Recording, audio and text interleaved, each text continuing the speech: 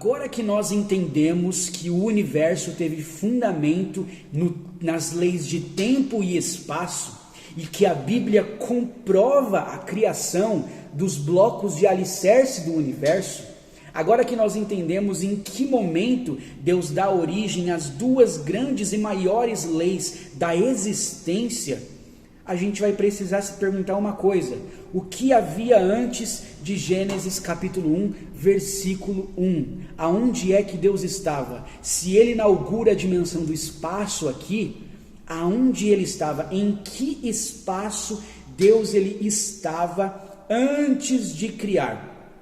Os cientistas, a imaginação deles, o nível de respostas que eles podem nos dar, vai acabar aqui, no fundamento do tempo e do espaço. A partir daqui, eles conseguem explicar tudo: como o universo se desenvolveu, como tudo se expandiu e chegou a ser como é hoje. Mas antes da fundamentação de tempo e espaço, nada. Não há resposta. Então, o que a Bíblia diz para nós? Agora que nós entendemos de maneira histórica, de maneira bíblica, teológica, comprovando através da filosofia a criação por parte de Deus do tempo e do espaço, entrelaçando perfeitamente o que explica a ciência com o que a Bíblia deixa registrado, a pergunta é: o que havia antes? A resposta, na verdade, ela é mais simples que isso. Lembra que eu falei para vocês sobre a abiogênese, que eu falei para vocês sobre o experimento que fizeram e se perguntaram, inclusive, se o ar, em contato com a comida em decomposição, se o ar carregava partículas microscópicas que desenvolviam vida na comida? A resposta ela era mais simples do que isso: insetos que atacavam a comida. E agora, mais uma vez, eu estou dizendo para vocês que a resposta é mais simples do que a gente imagina. O que havia antes da construção do tempo e do espaço? O que havia antes de no princípio criou Deus os céus e a terra? A resposta é simples: não havia nada.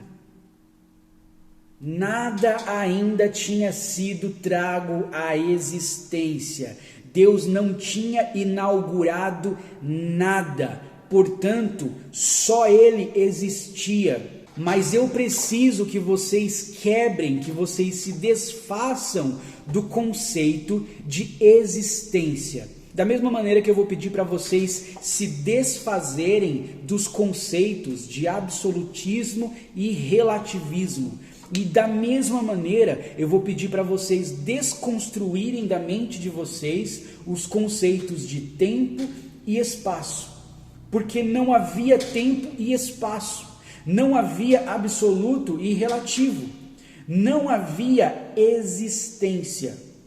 O ato de existir, ele é um título que é destinado à criação.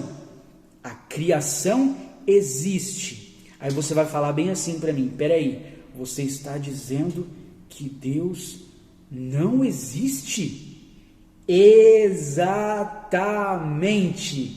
Caramba, você é um ateu cristão? Não, querido. Eu estou dizendo para você que Deus, ele está acima do conceito de existência.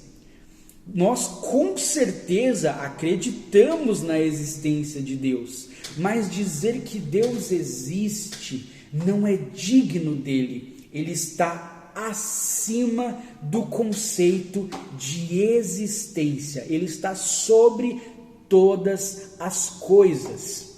Quando Deus ele se encontra acima de todos os conceitos que nós, com a sabedoria que Deus deu ao homem, quando Deus ele está acima de todos os conceitos que nós construímos, Deus ele é absoluto.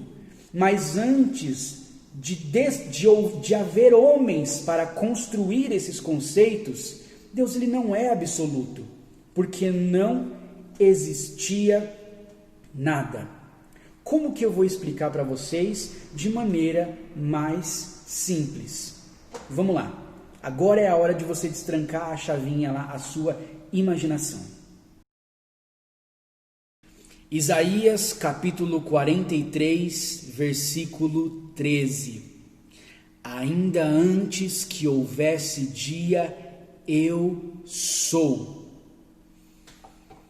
Ainda antes que houvesse dia, antes que o dia existisse, antes que houvesse tempo, espaço, antes que houvessem galáxias girando no universo, antes que a Terra fosse parte de um sistema solar girando em torno de sua estrela-mãe, antes que houvesse homens caminhando pela face do planeta, antes que houvessem histórias para contar em volta de uma fogueira, antes que nós tivéssemos serviço, trabalho a realizar, que tivéssemos rotinas para cumprir, antes de tudo isso, Deus já existia. Mas lembrando que o conceito de existência está abaixo dele. Deus ele está acima do conceito de existência. Ele é maior do que todas as coisas. Então, antes que você distorça o que eu disse, gente, Deus ele é real. Deus ele existe, se relaciona conosco. O ateísmo ele não está fundamentado na verdade. O ateísmo está fundamentado na incapacidade de alguns homens de acreditarem, de compreenderem a existência de Deus. Quando eu digo para vocês que Deus ele não existe, não é que eu estou negando a pessoa do nosso Criador. Muito pelo contrário, eu estou tentando fazer você pensar que Deus ele está sobre todas as coisas. Antes que qualquer pessoa falasse português no mundo, houve muitos outros idiomas. Cada idioma tem aí o seu vocabulário. E o nosso vocabulário, por mais complexo que ele seja, ainda assim é muito estreito para definir a pessoa do nosso Criador. Quando eu oro, quando eu busco ao Senhor em oração, e eu estou adorando o nome do Senhor, eu estou bendizendo o nosso Criador, a melhor parte do meu dia, eu costumo dizer a Deus de uma maneira carinhosa que Ele é inefável. Eu digo ao Senhor, Senhor, por mais estreito que seja o meu vocabulário e por mais que eu saiba que não existe uma palavra que possa defini-lo, existe sim uma palavra no meu vocabulário que chega perto, que chega próximo, mais do que as outras palavras, de definir ao Senhor. E essa palavra é inefável. Aquilo que não se pode exprimir por palavras. Deus, Ele é inefável. Por mais que a gente tente, procure, busque, não encontraremos uma definição perfeita. Ele é o princípio e o fim. Ele é absoluto. Ele está sobre todas as coisas. Ele é inefável. Existe um personagem bíblico que você conhece bem. Pelo menos você já ouviu falar dele. O nome dele é Melquisedeque. Nas suas leituras da palavra você já passou por esse personagem. Melquisedeque, ele está envolto de muito mistério. Existem muitas teorias sobre Melquisedeque. Existem diferentes interpretações da pessoa de Melquisedeque. Talvez você já tenha ouvido falar que Melquisedeque, ele era Jesus no Antigo Testamento, na época de Abraão. Talvez você já tenha ouvido falar que Melquisedeque, ele era um tipo de Cristo, ele representava a figura de Jesus. Ele foi um arquétipo de Cristo. Talvez você tenha ouvido falar que Melquisedeque era só um homem.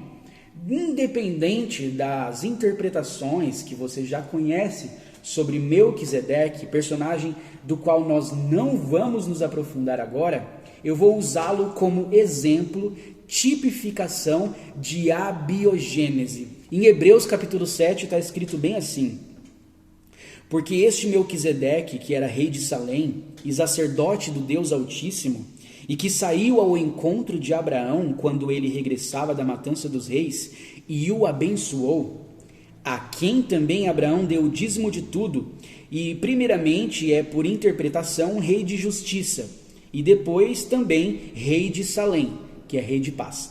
Versículo 3 está escrito assim: sem pai, sem mãe, sem genealogia, não tendo princípio de dias, nem fim de vida, mas sendo feito semelhante ao Filho de Deus, permanece sacerdote para sempre.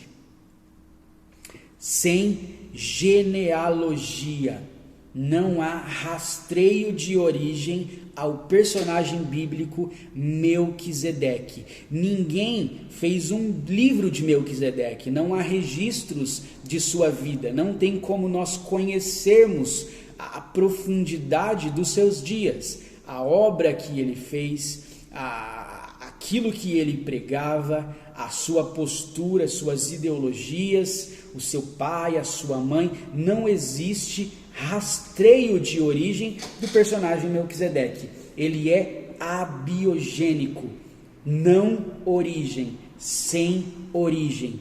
Nós não conseguimos rastrear Melquisedeque, mas nós podemos fundamentalmente dizer que Melquisedeque, ele estava sim debaixo das leis do universo. Afinal de contas, quando você habita o universo, obviamente você está debaixo das leis desse universo.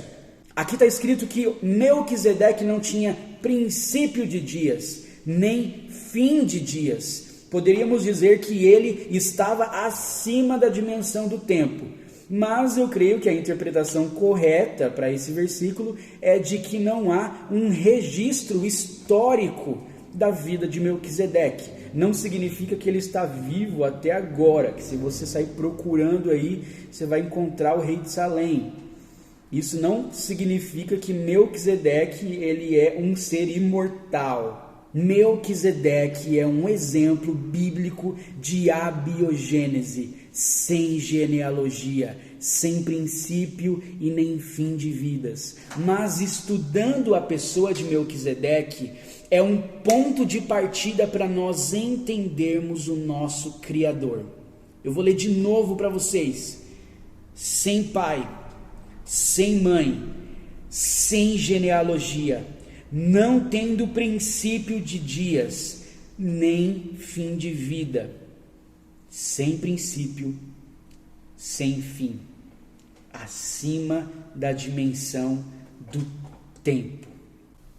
Eu quero louvar a Deus pela sua vida, e se você chegou até aqui junto comigo, é porque Deus ele tem falado com você de alguma forma.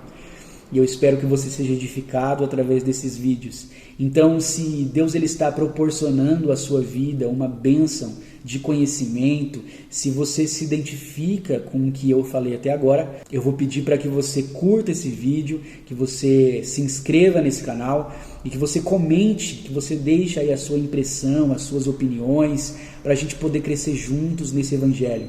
E Deus abençoe a sua vida.